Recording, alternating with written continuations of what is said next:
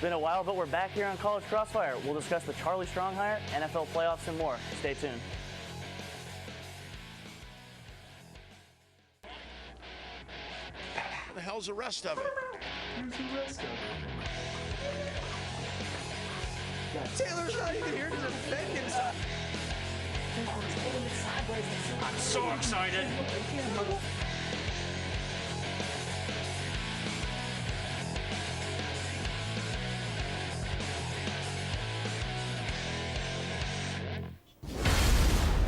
Thanks for tuning into our first episode of College Crossfire for the spring semester. It's a new year, and there were a lot of big headlines in the world of sports while we were away. But before we get into that, let's meet our panel for the night. To my right, we have Bryce Gibson. Bryce, how you doing? I'm doing well. All right, you ready to get another win? Of course. Let's do it. All righty, and in the middle, we have Thomas Bingham. Thomas, how's it going? It's great to be here. Second consecutive episode. All right, great to have you, Thomas. And last but not least, Jorge Guerra. Jorge, how you doing? I'm doing well. How about yourself, man? Wonderful, thank you, Jorge. Good. Well, we begin tonight with the big news from the Texas football program. On January 5th, just 6 days after Mack Brown coached his last game, the Texas Longhorns announced Charlie Strong as the 29th head coach of the university's football program. Strong previously coached 4 seasons at Louisville, where he had a record of 37-15 and 23-3 in the last 2 seasons. So guys, we haven't been able to discuss this hiring yet, but I want to know whether or not you guys like the hire and what changes you expect to see as Strong takes the reins of the Texas football program. Bryce, we'll go ahead and start with you. Well, to be honest, I thought that their number one option, and my guy that I wanted, was Art Briles. I thought he had really good ties to the state of Texas, and he also was a high school coach, so he's good with all the high school coaches around the state. But I trust that Patterson made the right hire here. I have no reason to dislike it. This is a guy that I think is going to bring back the edge that Texas lost a long time ago, bring back that toughness, that intensity, strengthen the defense, which Texas defense has not been what it has been since about 2011. So I like it. There's no reason for me to dislike it, and I think that the only problem is he's got to win now. There's no time to rebuild. He's got to win within a season or two, and I think he knows that, and I'm excited to see what he does. Yeah, that's a good point. He's already said that he has no time for rebuilding. Texas wins now, and that's the expectation. Yeah. Thomas. I mean, I also like the hire. Like you were saying, it wasn't our first choice, but I do like the hire a lot. He's definitely going to bring back the physicality to our program, make sure that we're, ready defensively in a very air-out type of conference in the Big 12. He has that defensive mind. I'm really excited regarding that defense. He's just going to be a good addition, and he has won some at the college level. That Sugar Bowl victory against Florida in 2013, 4 consecutive bowl games at Louisville. I think he's a good choice. Yeah, I mean, the 23-3 record at Louisville the last 2 seasons, I think, says a lot about him. Pretty impressive. Well, the Louisville record speaks for itself, but now Texas it's a prestigious school. There's a lot of pressure on them, but I feel like Charlie Strong is going to be a great addition to the program. He's going to be a good coach. He's all about discipline and defense and toughness, and that's what we were lacking all season. And he's going to bring that back. But it's a lot of pressure on him because Texas is one of the most prestigious, if not the most prestigious in the nation in school and sports and all that. We have all the money in the world, even though he wasn't our first option, because we were looking at Urban Meyers and Nick Saban, even Mike Tomlin from the NFL. So we had to fall back on Charlie Strong, but I still think it was a good choice by Steve Patterson, and his toughness, discipline is going to really put this team back on the right track. Yeah, I agree with all of you. It seems like you guys came with a similar point, so everyone's going to get 1 point here to start off. Okay. Now, moving from Texas football to a broader scope, college football in general, the BCS went out with a bang last week when Florida State knocked off Auburn in a thriller to mark the end of the 16-year BCS era. College football will now switch its championship format to a 4-team playoff next season. So guys, with the BCS coming to a close, what, if anything, will you miss about the old format, and what are you most excited about looking ahead to the new playoff era? Thomas. There's not a lot that we can miss about the BCS. There's so much disparity that came with the BCS. But the one thing that does stick out to me was the memories. 16 years of the BCS, and that some incredible national championships. You think of the Boise State upset against Oklahoma in 2007. So I think the memories is probably the biggest thing for me. But heading forward, we've been wanting a playoff for many years now. I'm really excited. Hoping for expansion at some point, and so just more competition so that more teams can be in it at the end fighting for a championship. All right, you got a favorite memory maybe besides the Texas win over USC and then the Boise State that you mentioned? I mean, probably just. I think this year ended the BCS on a really high note. You think of the Alabama-Oklahoma game, the Clemson-Ohio State game. So, I mean, there were some really good BCS bowls. Stanford in the Rose Bowl this year. It was a good ending to the BCS, even if there was a lot of disparity early on. Definitely, Jorge. I'm gonna keep this short. I'm not gonna miss anything about the BCS. Now, the playoff system, it's a little better, but I still think it has their flaws because a lot of teams are pretty much equivalent in the top 7, 8. There are a lot of 11-1 teams, 11-2 teams, and like Alabama, I personally thought they should have been in the BCS championship still, regardless of that amazing win by Auburn in the last second. But I still feel like there's gonna be flaws because who's gonna be for example, this year would have been Florida and Auburn, and then who would have been 3 and 4, So there's still going to be flaws in the system because, the 5th place team, 6th place team, 7th place team, the schools are going to be angry about why aren't we in it. We won just as much. We have a good season and everything, but I still think there's going to be flaws. But I think it'll be a little better than the BCS. I agree. I mean, there's always going to be somebody left out. Yeah. Bryce? Yeah, the best thing that I'm excited to see go with the BCS is that we don't have to worry about teams like Northern Illinois or Fresno State try to bust the BCS. Ever since Boise State had that really good victory against Oklahoma, that's been kind of the big thing. Everyone wants to see these, teams from these small conferences come in. And besides that Boise State victory and Utah defeating Alabama, most of the times those teams did not show up in those games. It was really frustrating. Last year, Florida State and Northern Illinois, it was like a cupcake game for Florida State. The score didn't really show how much Florida State dominated. And the thing about the 14 playoff is it's not going to take away from the regular football season. If you lose one game, it's still going to be really tough to get to the top 4. So there's still going to be a lot of pageantry, and we're not going to lose any of that tradition of the regular college football season. And so I'm excited. I think it's a great change. Nothing but good's going to come from it, and it's good to move on to the next format. Okay. I think I'm going to give Thomas the point on this one. I'm a little surprised that nobody mentioned the possible flaws with the selections committee that there's going to be no computerized poll or anything like that. I don't feel like that's going to be a problem. I think those guys aren't going to do anything stupid like pull an 8 team and put them in. I think the USA Today poll is still there. I think they'll get it right for the most part. All right. Well, guys, since the last time we discussed the college basketball landscape, there's been some shakeup in the rankings from the struggles of teams like Kansas, Duke, and Ohio State to the continued dominance of Arizona and Syracuse. And with that being said, at this point in the season, who do you all have as the best overall team in the nation? Jorge.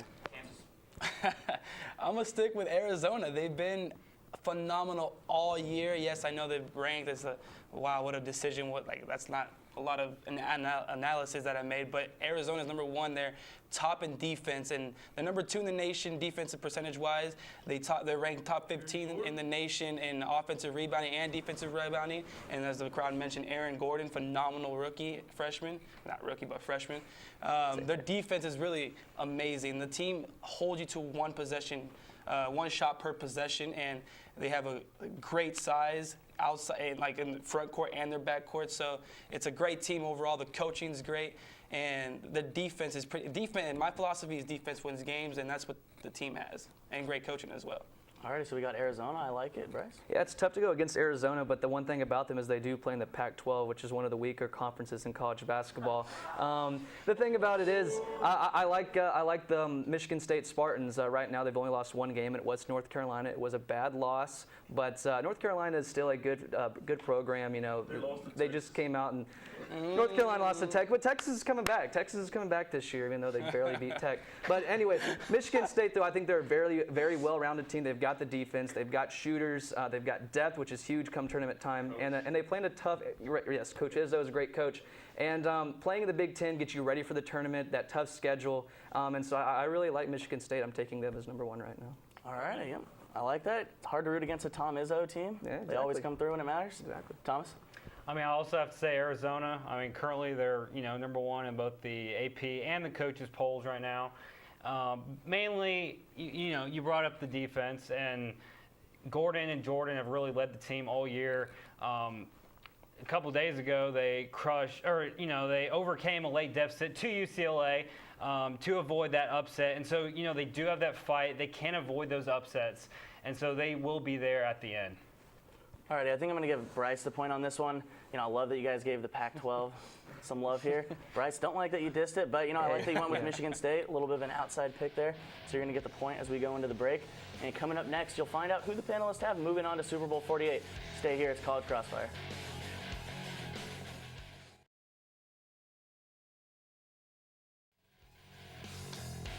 Thank you for sticking with us tonight. Before we begin round 2, let's get a quick look at the scoreboard. Am I right? We have Bryce with 2. Thomas had it up as well with 2, and Jorge with 1. Still a lot of time left, Jorge. I'm not counting you out down there. All right, guys, let's talk some NFL playoffs now. This Sunday's NFC Championship game will be a battle of NFC West juggernauts when the San Francisco 49ers take on the Seattle Seahawks at CenturyLink Field. The 49ers are looking to make it to the Super Bowl for the second straight season, while the Seahawks are looking to make just their second ever Super Bowl appearance. The last one was in 2006. The most current odds have the Seahawks as 3.5-point favorites, even though the teams split their 2 regular season meetings. The Seahawks have lost just 1 game on their home field in the last 2 seasons, so that may explain why some folks are counting the 49ers out. How do you guys see this game playing out, Bryce? Well, the thing I like about this game, I'm a big college football fan. I kind of prefer that over the NFL, and this kind of has the feeling of a college football game. You're going to have a college football type crowd. The Seahawks, the 12th man as they call it, they stole it from a college football team, but they're really loud, and it's going to be a rivalry matchup. It's going to have that college football rivalry, and then you got 2 quarterbacks that are dual threat. That's something that the NFL is not used to seeing, and now here in the NFC Championship, we're seeing 2 young dual threat quarterbacks going at it. Which is going to be exciting. Also, like the defenses, 2 hard-nosed defenses. They both have players from Texas, Terrell Brown for San Francisco and Earl Thomas for Seattle, who I think is becoming one of the league's best safety. And, looking at both teams, I think it's going to come down to who can run the ball better because no one's going to want to pass it more. And so I've got to go with the Seahawks in this one. Playing at home, the defense is so even, but because they're at home, that's going to give their defense a huge advantage. And you just can't pick them at home to lose. I really like them in this game. 21-17. 21-17 Seahawks? Seahawks. Alrighty, Thomas. Well, you also brought up the idea that Seattle's only lost 1 home game the last 2 years. The 12th man is huge in Seattle. That stadium always rocks for their home games. It's definitely going to play a role on Sunday. And they do host San Francisco, but you got to think of Marshawn Lynch. That guy is unstoppable on the ground, and he's definitely going to be able to tear up that 49ers defense. And I just don't. Tear up. Ooh. Yeah, he will. Okay. I just don't know if San Francisco has enough. They barely got by Green Bay 2 weeks ago. Carolina, they cruised by, but it's Carolina. So I really think that Seattle will be able to take care of business this Sunday at their home place. Thomas coming up with some blues right there. Some fighting words, all right, Jorge. All right, well, I'm going out on a limb here. I'm choosing the 49ers. What? Now, it's unfair. Not so fast, my friend. When you go into Seattle, it's like pretty much playing 12 against 1 because the crowd is a big benefactor to the Seahawks, but they usually get quiet on offense, which is going to be very helpful for the defense because if you can't be on the same, if you can't communicate well on defense, it's pretty bad. So they're going to be on the same page on defense. So the defense for the 49ers are going to perform pretty well, but the team is it's gonna rely on Colin Kaepernick the most if he can use his legs and run the ball efficiently and get those crucial first downs with using his legs, which I think is gonna be crucial. But I feel like this game's gonna go down to the wire, and I feel like whoever has the possession last is gonna win the game. And I got 24-21 San Francisco, but I feel like this is such a close matchup defensively, QB-wise. But it comes down to who throws the most, who has the crucial turnover, and who has the last possessions in the game. And I feel like the 49ers are going to pull it off 24-21. The last time San Francisco went there, they lost 29-3. I understand that, but when they go to San Francisco, they won. But this team is They're not playing in San Francisco. They're equivalent. They barely beat Seattle in San Francisco. They got crushed. But they have Seattle. Crabtree back. They didn't have Crabtree at the time. And Crabtree saying, is a big help to it's in the record books. You know, True. I like that Jorge went with the upset here, going with the underdog. Never say die, Jorge. We're going to tie things up at 2. All about the underdogs. Now to the other side of the bracket, in the AFC Championship, we'll be treated to yet another Brady versus Manning Bowl when the Patriots travel to Denver to take on the Broncos. The Brady-Manning rivalry is always one of the hottest sports debates, and to this point, Brady has gotten the best of the rivalry, the 10-4 overall record, and more importantly, 2-1 record in the playoffs. Manning will look to avenge his most recent loss to Brady and the Pats, which came this year in Week 12 of the regular season. So, fellas, who takes this one, Brady or Manning? Thomas? Peyton Manning, baby. Mainly because he has more weapons around him. You got the Thomas twins, Demarius and Julius. You got No Sean. You got Wes Welker, the guy who used to play for New England and will be missed this Sunday by New England. So I definitely got Peyton this weekend. I just don't see a comparison between Edelman and LeGarrette Blount. As good of a game as LeGarrette Blount did have against Indianapolis last week, they just don't compare with what the talent Peyton has around him. Plus, New England is playing without Gronk. True that. I mean, I wouldn't count LeGarrette Blount out. I think he'll be fine as long as there's no punches thrown. Jorge. Attaboy. Attaboy. You speak about the Thomas twins, Demarius Thomas and the tight end, Julius Thomas, excuse me.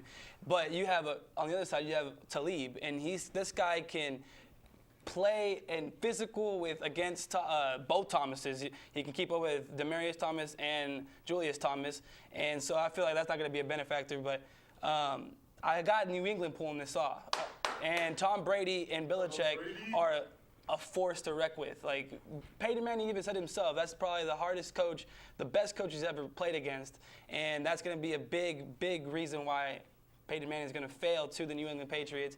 But I don't count out the running game either, because even though they didn't even have Aaron Hernandez nor Rob Gronkowski, they still found a way to work around even the rookie. What's his wide receiver's name? Julian Edelman. No, not Julian Edelman, but the other guy. But they worked around, losing injuries and everything. So I got New England pulling this off. All right, we got one of each right For all now. those Bryce, scrubs what are you going around, Tom Brady will definitely choke this weekend. May I? Okay. So last weekend, New England, 6 rushing touchdowns. Brady didn't even throw one, and I like Brady because he's not a spoiled quarterback. He knew that running the ball was working, and so he wasn't like the Cowboys and Romo and I'm still going to pass it because I'm Tony Romo. I'm getting paid.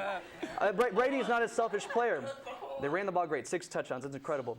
But the Broncos have a pretty solid run defense, and it's their secondary that struggled. Speaking of the Cowboys, they almost put 50 points up on that secondary. So this is going to strictly come down to Manning versus Brady. It's going to be the passing games in this one. And the weapons for the Broncos are just so much better than the Patriots, and they're playing at home. I've got to take, and everyone says, hey, it's Tom Brady. I get that, but you got to give Manning some credit. Yes, Brady has gotten the better from the last few years, but it's still Peyton Manning we're talking about. It's still Peyton Manning. Peyton Manning, king of the regular season, though, so you're going with Denver, though. I'm going with Denver. All right, I'm gonna give Bryson Thomas a point here, going with Denver. I just don't think Brady's got enough guys around him, Jorge. All right, we'll see. There we go. We'll see. I'm a huge Brady fan, though, but We'll see. We'll see. All right, guys. Moving on to the NBA. After some recent struggles, the 2-time defending champion Miami Heat have the 5th best record in the entire league and now find themselves 3 games out of first place in the Eastern Conference behind the Indiana Pacers. The Heat have lost 3 straight and are 5-5 in their last 10 games. We have yet to reach the All-Star break, so there shouldn't be too much to worry about for King James and his squad. But are these recent losses a sign that the Heat may not be the consensus #1 team in the league anymore? And if so, who's the best team right now, guys? Jorge. All right, you don't have to worry about the Heat right now. They're going to be contenders no matter what. But right now, at this moment, the hottest team are the Golden State Warriors. They have been 11-1 recently, and David Lee has been playing phenomenal. Even though he's on the trade market right now, they're shopping him around, but he's been playing well. You have Curry, Thompson, and Iguodala's defense. But I see the Golden State Warriors the best team right now. They have in the next 14 games, they play 10 at home before the All-Star game break, so that's going to be a huge help. Okay, so Warriors, Bryce? Yeah, I made this answer before I saw the Heat lose their 3rd straight to the Wizards today. But right now, obviously, the Heat are not the best team. But when it comes to playoff time, throw the regular season out the window. They're going to be the team to beat. They're going to be the ones that everyone's scared of. So right now, no, it's not the Heat. But playoff time, the Heat will be the hottest team. They will be the team to beat. So you think they're just kind of coasting right now? Or? They've won 2 straight championships. They know they're going to be a 1 or 2 seed at best. There's no reason to really push. There's nothing to worry about in the East. There's no competition. So. Fair enough. Thomas? I got to go with the Heat, just because they will be there at the end, like you were saying. The Pacers they've had a great year this year. They really have. Paul George has been an MVP caliber player, but at the end, Miami Heat has won. They've won 2 consecutive NBA championships. They'll be there at the end, so I got to go with Miami. Yeah, I think Miami's the easy choice here, so I'm going to give Jorge the point on this one, and we're going to tie it up going into rapid fire. And That's what's next up on College Crossfire. We'll wrap things up with our rapid fire segment of the night, and hint, roller coasters and video games will be involved. Stay tuned.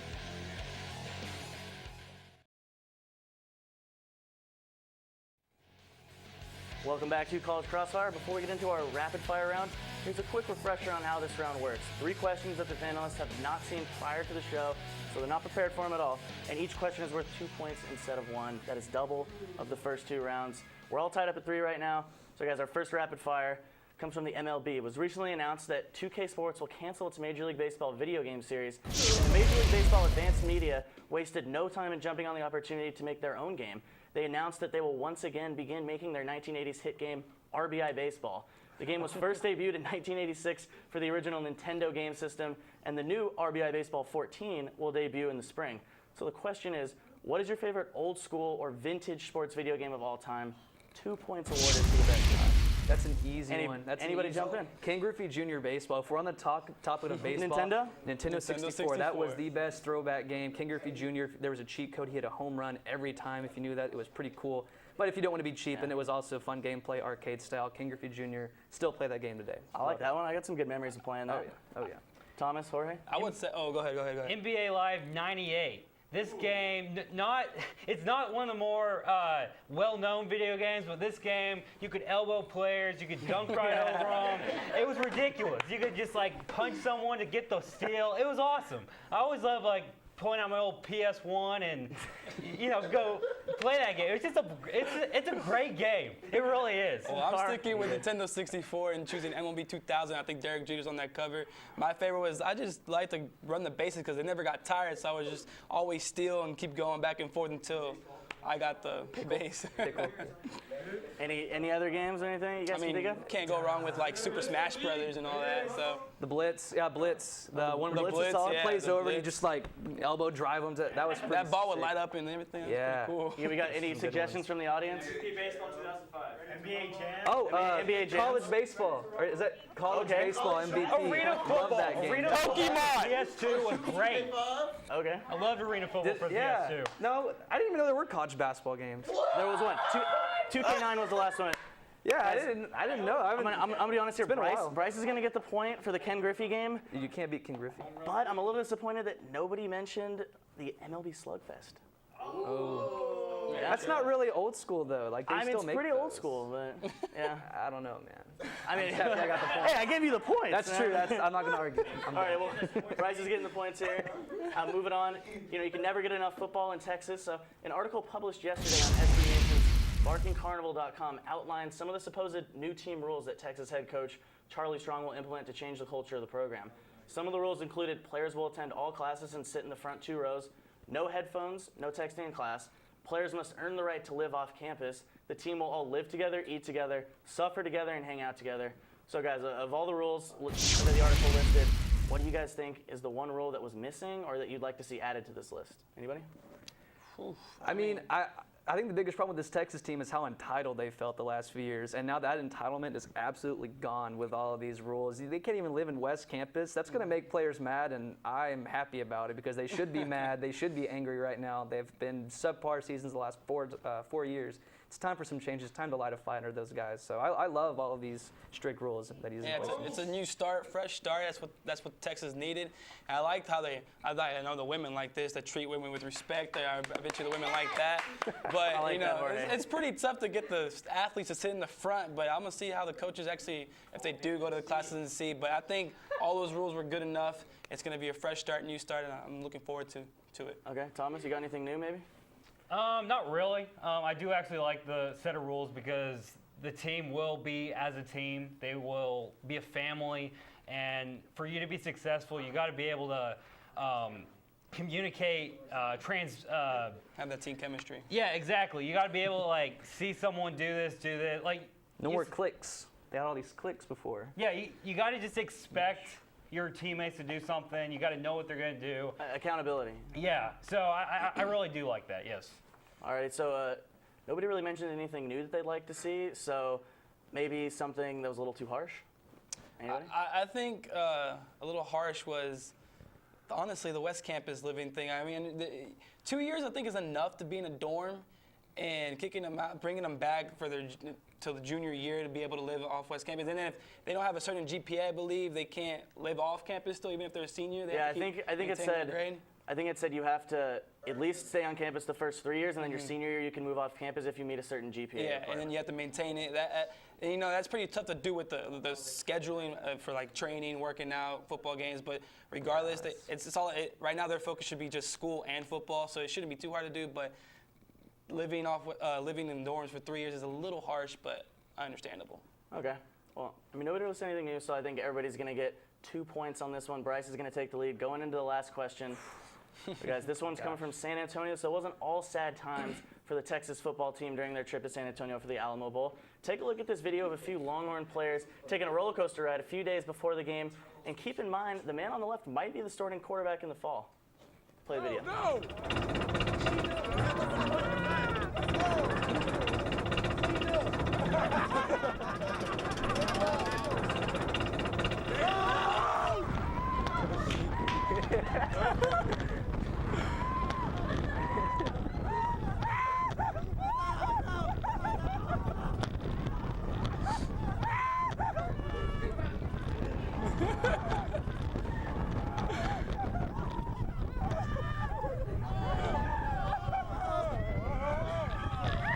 Do they know they're being recorded?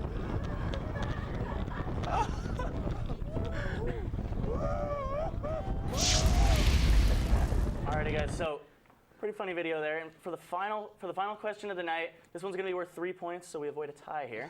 Is there anything that could scare you that much to the point of screaming like a little girl on camera? Well, it And looks keep like in mind, the on camera, Jorge, you asked a good question while the video was playing. The folks didn't hear. You asked if they knew that they were being filmed, and they did. There was a GoPro right in front of them on the roller coaster. So anybody for 3 points in the win? Most honest answer wins. The scariest thing on camera? Or just like something that would make you scream like a little like girl that? on camera like that. I think they were at SeaWorld, and I just watched that documentary, the Blackfish documentary. So I think Shamu would make me scream like that. He's like eating. Did you know he's eaten like 6 people? Yeah, those things don't mess around. So if I'm at SeaWorld and that thing like they splash people, I don't know, not for me. Alrighty. I don't mess with sharks. I don't do sharks. I don't do nothing. I don't do water I can't see through. So I don't do sharks. I don't do lakes if there might be snakes. No. So just, a lot of things. Anything in the actually. water. Yeah. Is what we're getting at. Pretty much. Thomas? I guess jumping out of an airplane. I'm not a big fan of heights, so without the all the proper equipment, just jumping out, I think that would make me do that. I'd be scared to jump out with no equipment as well. Alright, well, I think Bryce is going to get the one. He brought up Shamu. I mean, he's eaten people before. Jumping out of an He's airplane is eating pretty 6 scary. people. but- He's eating more people than. All right, so For how many years? Like Bryce span of, is like, going to 20 take it on years? this one. We're going to have to wrap it up there. That's all the time we have for tonight. Thanks for tuning in to another episode of College Crossfire. Catch us right here every Wednesday night at the same time. Remember to follow us on Twitter at CollegeXFire. For everyone in the studio, Master Control, the panel, and myself, have a good night. We'll see you next week. Yo! Out.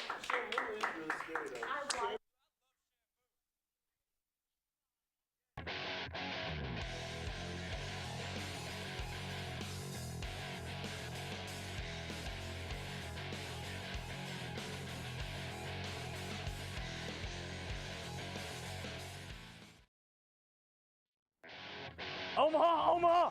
Set, go! It's College Crossfire.